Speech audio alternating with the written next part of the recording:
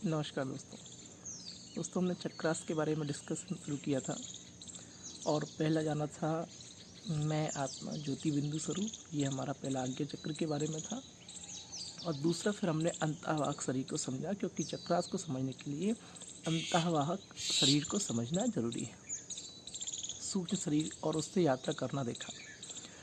अब इसके बाद जैसे ही हम चक्रास में आध्यात्मिक पद में आगे बढ़ेंगे तो पहले हमको भोजन प्रणाली को समझना पड़ेगा, क्योंकि चक्रास पथ पर आगे बढ़ने के लिए, आध्यात्मिक पथ पर आगे बढ़ने के लिए जो भोजन है उसकी शुद्धता बहुत मायने रखती है।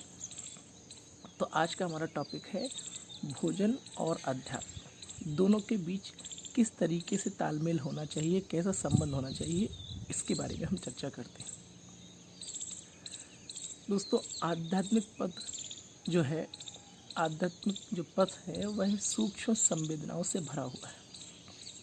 आध्यात्मिक का मतलब है अध्ययन आत्मा का। आत्मा का जो अध्ययन है वह आध्यात्म है, और आत्मा का अध्ययन बॉडी से भी बहुत सूक्ष्म स्थिति, सूक्ष्म शरीर से भी सूक्ष्म स्थिति, सूक्ष्म ते भी सूक्ष्म। तो इसके लिए हमको गहरी संवेदनाओं में उतरना पड़ेगा,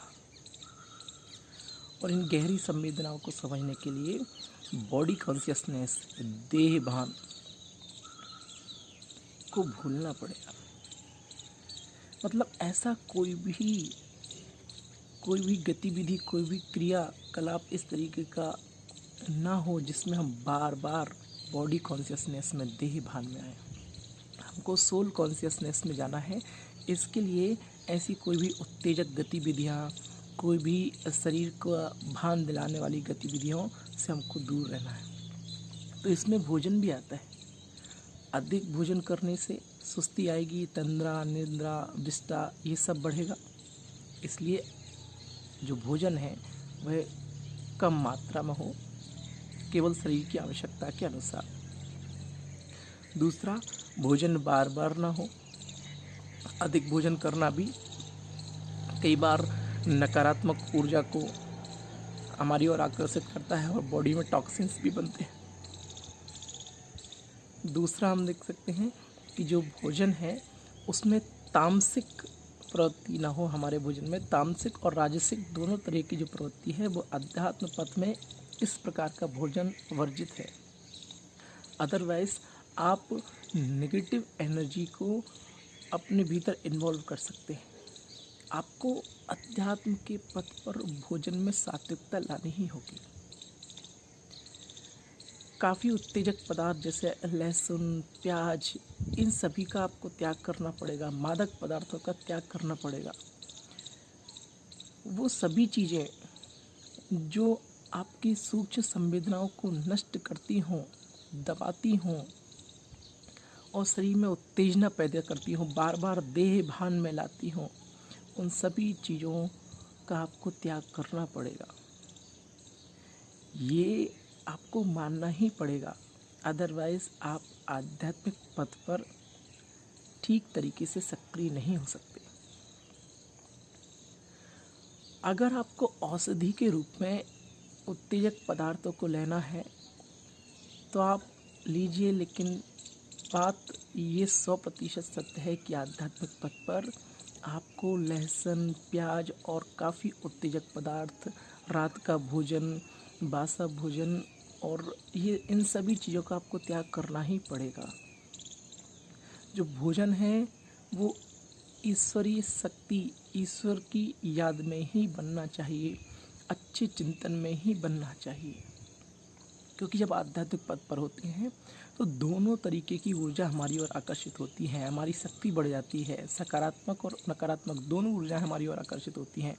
फिर हमको 24 आवर्स ज़्यादा से ज़्यादा बार बार पूरे समय एक परम सत्ता से, ईश्वरीय शक्ति से जुड़े होना रहता है। उसकी याद में रहना पड़ता है, ज़रूरी ही हो जाता है। नहीं तो सभी प्रकार की सोल, आत्माएं, अच्छी बुरी ऊर्जा आपकी ओर आकर्षित होगी, और जरा सी भी अपवित्रता, जरा सी भी जो चूक है वो आपके लिए नुकसानदेह हो सकती है।